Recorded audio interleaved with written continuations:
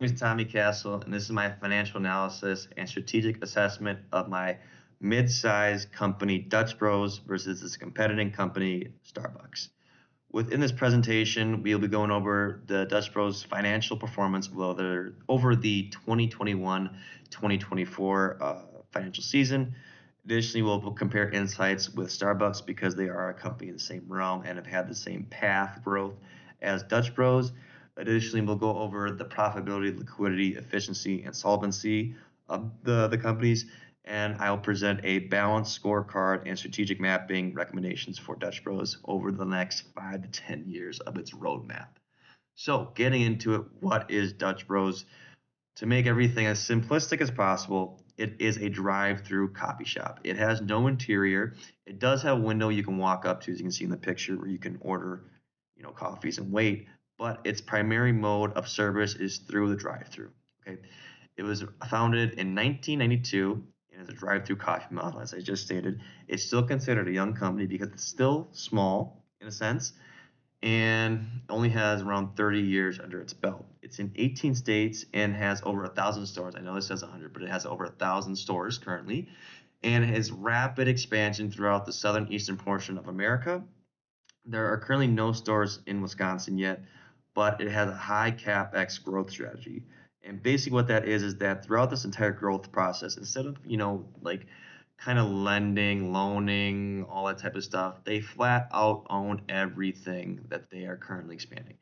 The equipment, the property, the licensing, the processes, they own everything.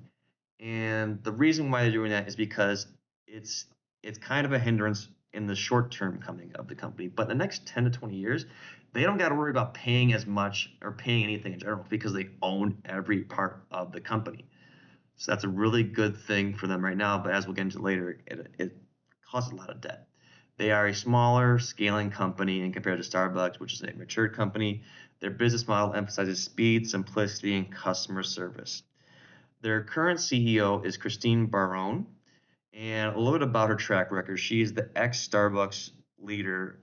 She has done a lot within the service industry. She's been with Starbucks for 15 years and made her transition to Dutch Bros pretty recently. So it's pretty good with her track record. She has a lot of experience, especially under the influence of Starbucks, and she knows how to grow a company, especially in the coffee business. Now, in the aspect of Starbucks, it was founded in 1971 and it's 20 years older than Dutch Bros. It is considered a mature company.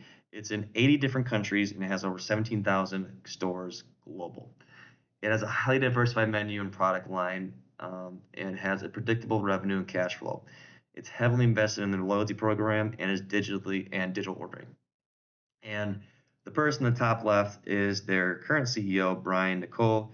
If you don't know anything about him, long story short, he's the new CEO. He just became CEO in September of 2024. And if he looks familiar, it's because he's the ex CEO of Chipotle. And he has, I don't want to say positive publicity from his time with Chipotle, but he does have some negative publicity. But he's been doing pretty okay with Starbucks. Now, going into the comparison charts between the two companies, the first thing you got to highlight is that these two companies are on completely different financial perspectives. Dutch Bros' financial aspects are still within the thousands, while Starbucks is within the millions. Now, comparing the two, they're both good. Okay, they're both in a bullish trend. They're both positive, and that's really healthy. But for Dutch Bros, they're in a expansion phase within the revenue that's in percentage wise much better than Starbucks. And so it's not that Starbucks isn't growing. It's just that Dutch Bros is doing it at a lot faster pace because they're expanding over the United States. Okay. And as for the net income, yikes for Dutch Bros. As you can see, they were in the heavy negatives in 2021. The reason they were in so much, I don't want to say debt, but in the negatives in their net income is because they were accumulating so many assets and buying so much of the process, as I said before, with their capex strategy. They are buying a lot, and that's why their net income was so little. Additionally, that could have accumulated something from COVID, but it's primarily from their expansion. And as you can see from the trend line, they are dealing with that income and being more bullish and gaining more revenue and being able to collect and hold their revenue instead of having to give it away and expand more. But as you can see with Starbucks, they're pretty consistent. They're mature. They know everything. They got everything down. They're not growing. So pretty simple. Within a profit margin, pretty much the same story. It's just Dutch Bros is growing still. They're expanding still. They have a lot to deal with in terms of debt and how to put their money smartly for their future. Same thing with Starbucks, a mature company. They are in a slight bearish trend, but that's nothing to worry about right now, I guess. It would be something to worry about in the next 10 to 15 years, but right now they're pretty solid. It's nothing to worry about. Return on assets comparison. Same kind of story, different perspective. Because they accumulated so many assets, they haven't really got their return on them yet. So because of their land, their equipment, their processes, all that stuff, it's too new for them to actually profit off of. In 5 to 10 years, oh yeah, they're going to be making hand over fist of money. But it's still a very good thing that in the span of 3 years, they're already getting some form of return on their assets, which is very positive. Same thing with Starbucks. They're a mature company. They've been collecting on their assets over the past, 10 to 20 years. So receivables turnover. Now, this is where we kind of get into different aspects of both companies. Dutch Bros has a much larger receivables turnover because their entire business model is solely off of their drive-through business. Okay. Starbucks has a lot more complex model in the sense that they not only sell coffee, but they sell their products in stores such as Target, Walmart, and any grocery store really. And that results in slower turnovers. Okay. They got to wait for people to buy their products in stores. And that's why, Starbucks or Dutch Bros has a lot higher turnover than Starbucks. And this is kind of the same thing with inventory. Inventory for Starbucks or Dutch Bros is really quick. They don't gotta put things in stores and wait for people to take it off the shelves. They can simply just go through drive-through and that's it. That's it. Starbucks, they gotta put things in stores and let people buy it. And this aspect isn't something that hurts the company. Isn't really a bad thing. It just shows how quickly business is booming.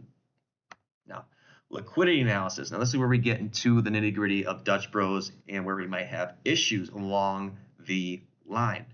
Now, as you can see in 2021 and 2022, it wasn't that good. Okay. They didn't have a lot of capital to deal with any sort of short term liquidity, debts, payables, all that type of stuff. And that could have been a really, really bad thing for them because any kind of you want to have enough money or liquidity to deal with anything that comes your way. And fortunately, they're able to deal with it and not have any sort of huge downfall. And the last 2 years, they're able to really up that number.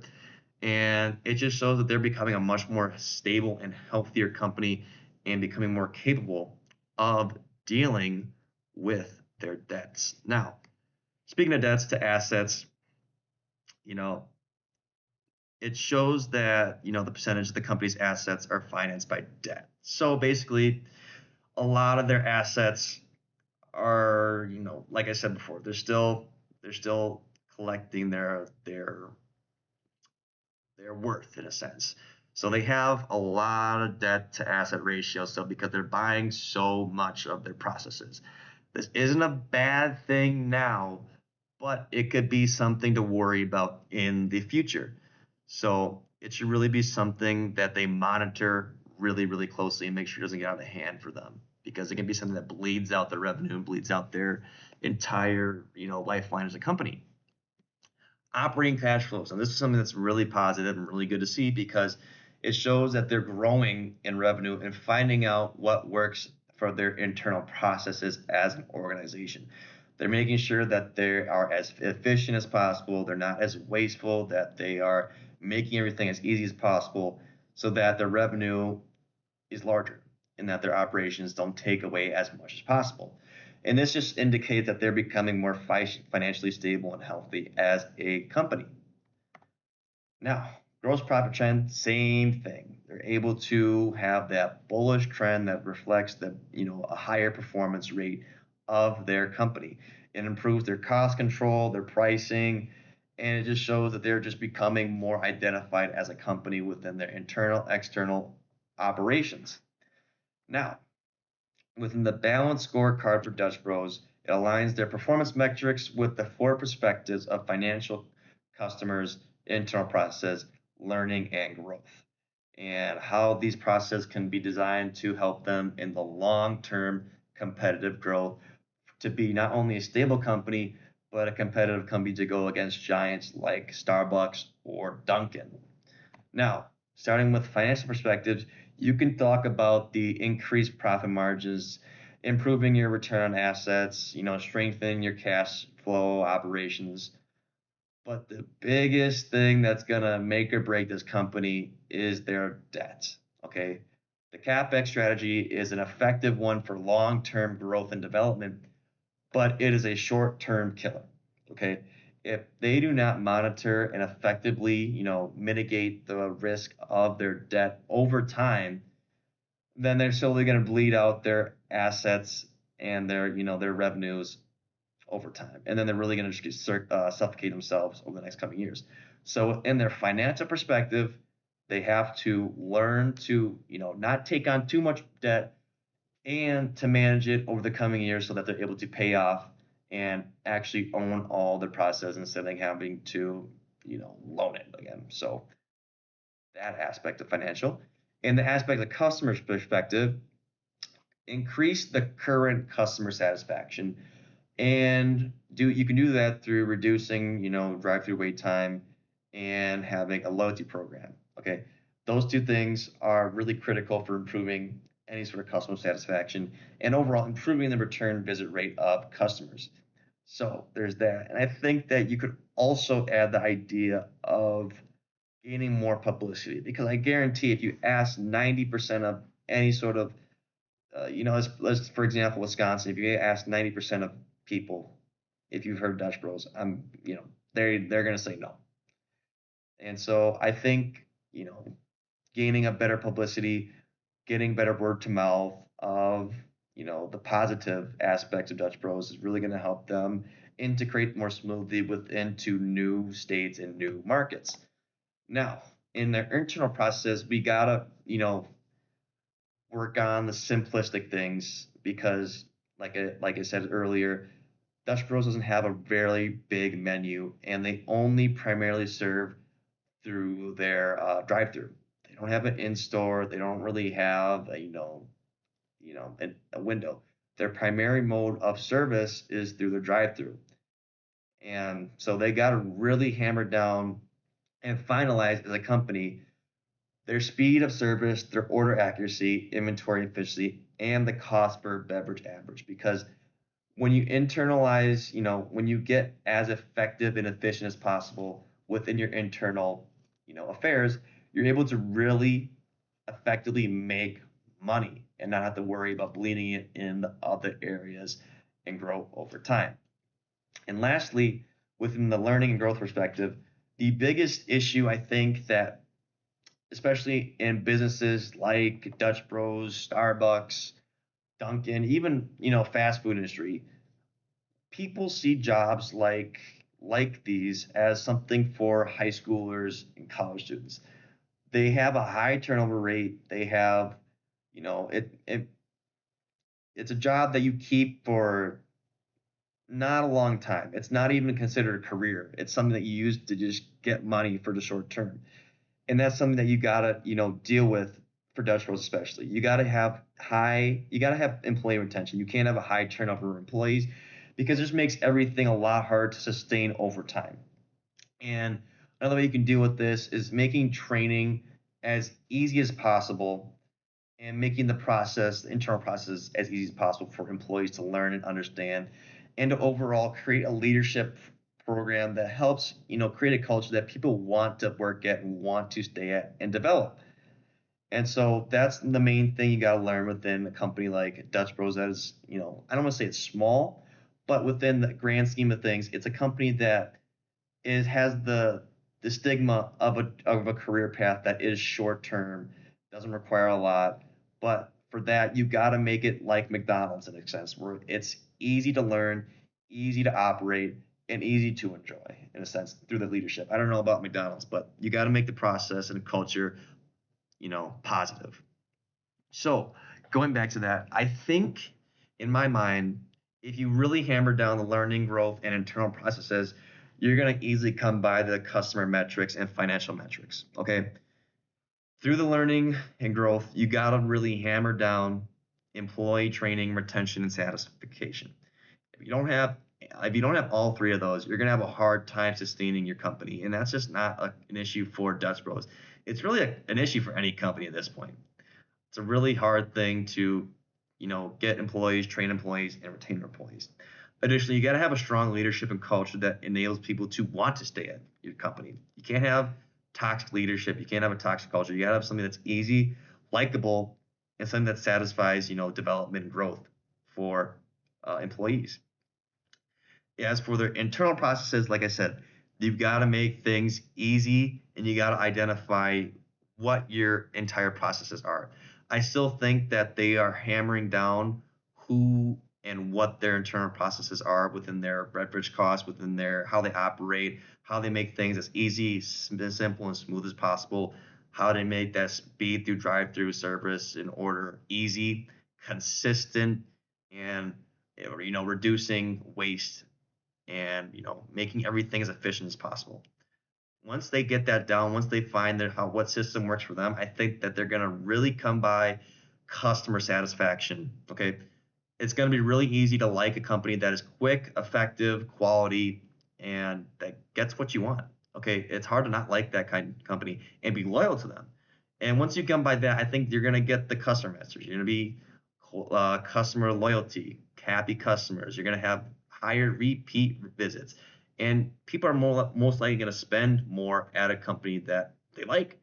And this is also going to have a lot of positive brand recognition and positive word of mouth of the company, and that's going to help them enter more markets and integrate into new states and potentially international companies a lot easier. Kind of like with Tim Hortons. I know they aren't in the United States, but especially in the northern parts of America, you kind of get that, really positive brand recognition of Tim Hortons in Canada. And then also, once you get positive customers, you're going to get the positive financial metrics. Okay, you're going to get that first thing, improved cash flow, and second thing, probably the more important aspect, reduce the debt ratio over time.